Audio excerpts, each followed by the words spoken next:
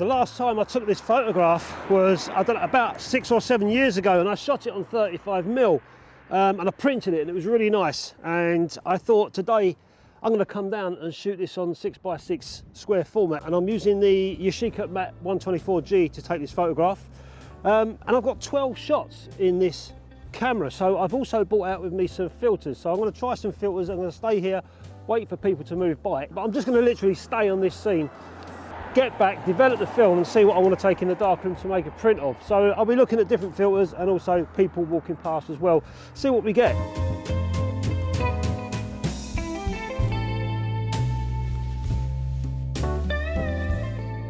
And it's quite sunny today, so I'm a little bit mindful of the sun getting inside this camera. I don't know, hopefully it won't, but I am a little bit mindful of it.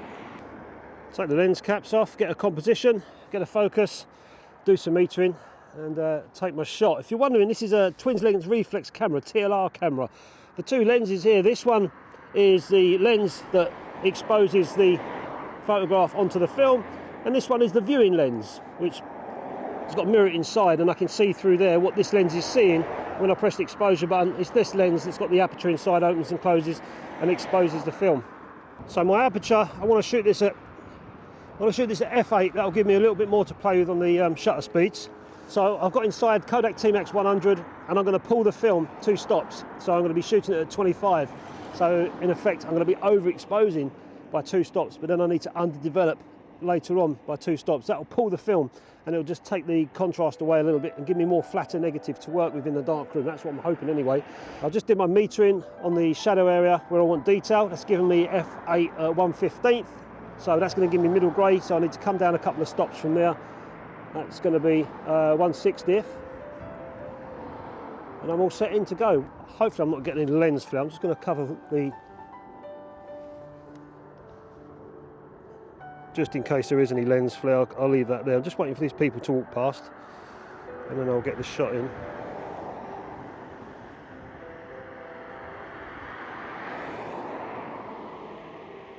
There. First shot done.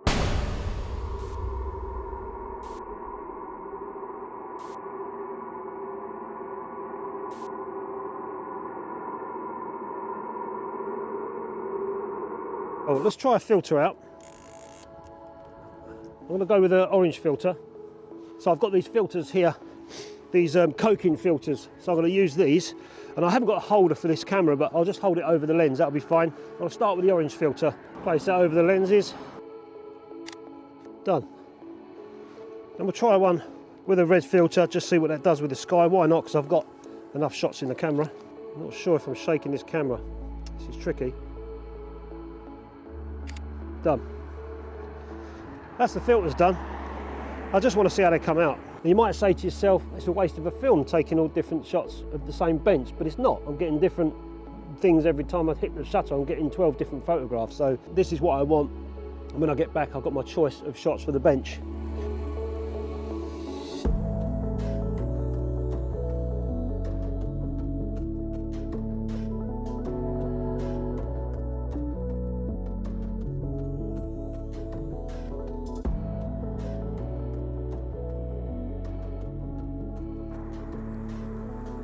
Got them, I think so. I'll show you where I am. Where's the drone? It's up there. So you can see the bench.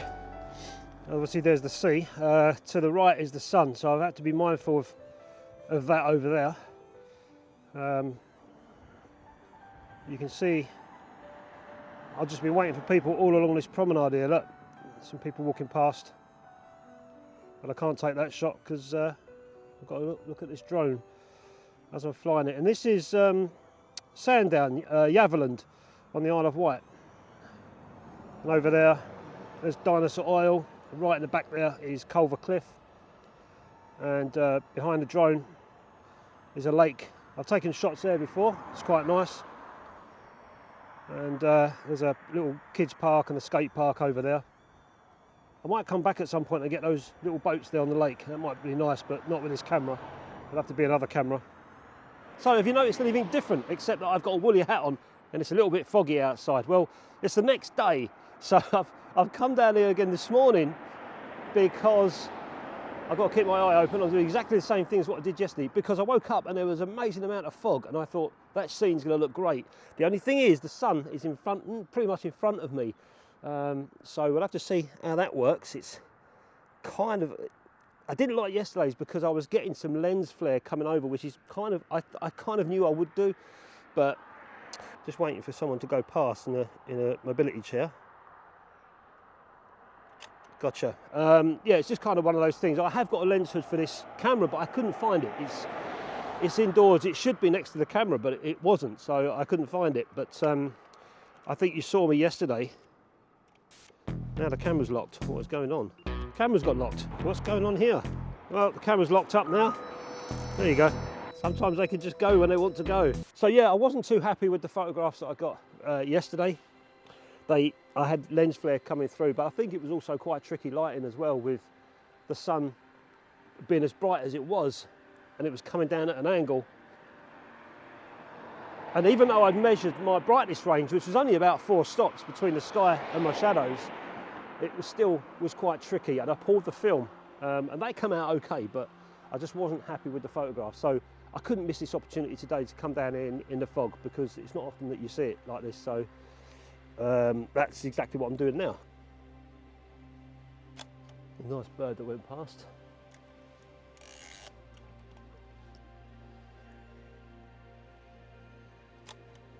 But I'm not going to waste all my shots on here. I've already got a couple in the bag, which is pretty much all I need, unless something amazing goes past, like, I don't know, a skydiver or something like that, which I don't think so.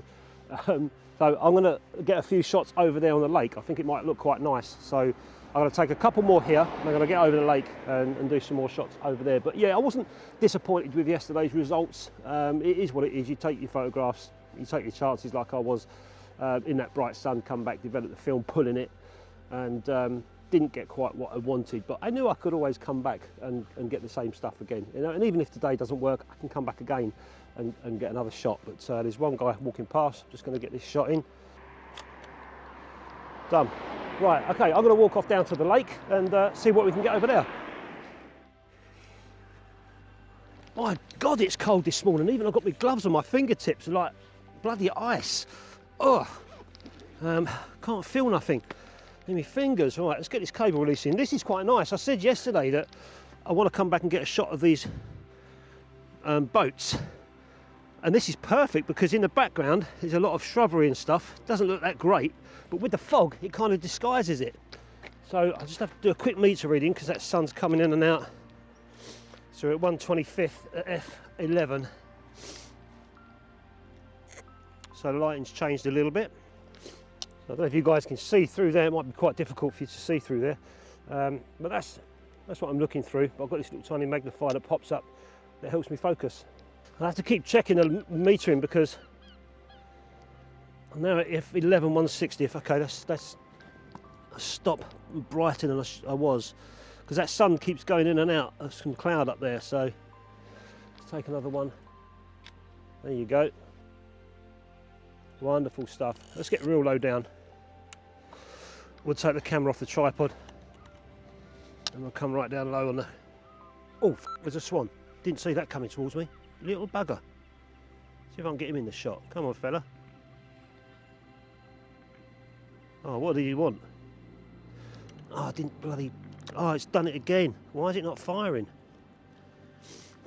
Just when I wanted it to, it didn't fire again. Ah, it's so annoying. I've got him really out of focus there.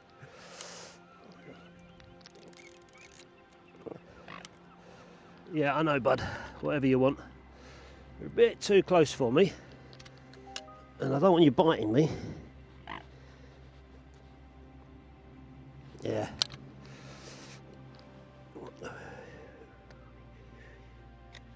I've got a picture of the swan.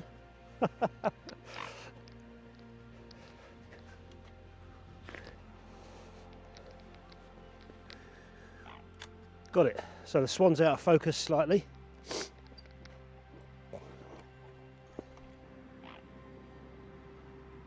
Gotcha. This is nice. Oh, and that's it. All shots are done.